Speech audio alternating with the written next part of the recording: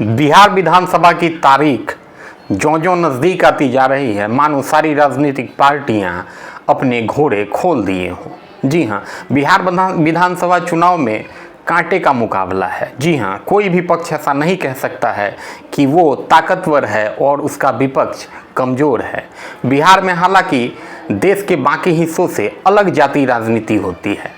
ऐसा नहीं है कि देश के बाकी हिस्सों में जाति की राजनीति नहीं होती है, लेकिन चाहे कर्नाटक हो, बंगाल हो, उड़ीसा हो, मध्य प्रदेश हो, हर जगह जाति की राजनीति है। लेकिन जब बिहार की जाति की राजनीति की अगर बात करें तो यहाँ ये बिल्कुल अलग स्वरूप में दिखाई पड़ता है। जी हाँ, जैसा कि अगर आप 10 को पीछे जाएं तो आप देखेंगे लालू प्रसाद यादव जी, इन्होंने माई समीकरण के एक नए फॉर्मूले से जहाँ स्वर्णों का दमन का एक नए राजनीति का प्रारंभ किया था, जहाँ उन्हें राजनीतिक रूप से दरकिनार करते हुए उन्होंने सत्ता चलाया, और सिर्फ चलाया ही नहीं, कहीं न कहीं ये मैसेज भी दे दिया कि आने वाले समय में जाति ही सबसे बेहतर फॉर्मूला होगा। बिहार में सबसे बड़े नेता हालांकि इन दिनों तेजस्वी यादव हैं, लेकिन अभी भी इतने बड़े नहीं हैं कि वो लालू के कद के बराबर हो। जी हाँ, लालू कद के इतने बड़े हैं कि बाबा साहेब भीमराव अंबेडकर की तस्वीर को अपने चरणों में जगह दे के कहीं न कहीं उनका कल्याण करते नजर आते हैं।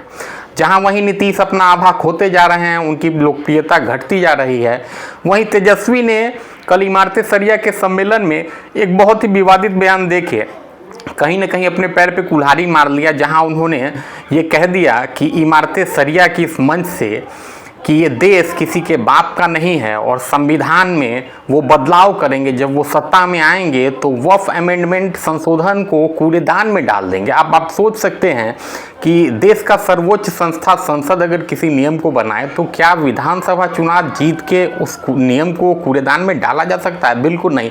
हालांकि वहीं पे एक बहुत दिलचस्प चीज़ भी दिखाई पड़ी, तेजस्वी के साथ AIMIM, जी हाँ, असदुद्दीन ओवैसी के रिप्रेजेंटेटिव भी नजर आए, और हो सकता है आने वाली विधानसभा में राजद AIMIM के साथ गठबंधन में चुनाव लड़े। चूंकि आपको याद होगा कि पिछले विधानसभा चुनाव में AIMIM ने 20 सीटों पे चुनाव लड़ा था, और खासकर सीमांचल पे उनका फोकस था, चूंकि ये मुस्लिम बहुल क्षेत्र है, किशनगंज है और भी ऐसे क्षेत्र हैं।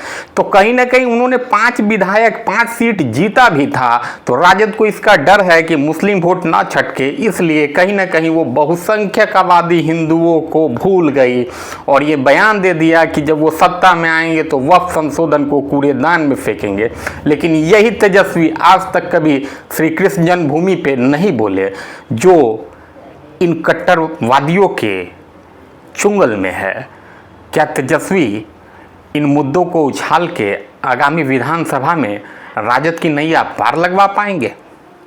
अगर वहीं आप देखें तो इमरान प्रताप गढ़ी ने इसी सभा में कहा कि वो ईमान और कुरान से कोई समझौता नहीं करेंगे।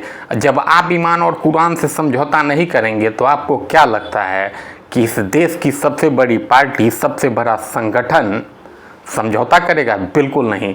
संविधान ही सर्वोच्च है और भाजपा इसको सिर्फ मानती नहीं है बल्कि इस पर विश्वास भी करती है। अगर आप देखें तो ये जमावड़ा कहीं ना कहीं सो कॉल्ड सेकुलर्स, अगर आप देखें तो सेकुलर्स का क्या पैमाना है ये मैं नहीं कह सकता है, कौन ज़्यादा सेकुलर है कौन कम्युनल है, क्योंकि अगर आप देखें इस तरह के लीडर्स और इस तरह के पार्टी अगर सेकुलर्स हैं तो कम्युनल होना ही बेहतर है। भाजपा भले कम्युनल मानी जाए, लेकिन संविधान में अगर यकीन रखना ही कम्युनलिज्म है तो कम्युनल होना ही बेहतर है। वीडियो कैसा लगा? अच्छा लगे तो लाइक करें, सब्सक्राइब करें। Thank you.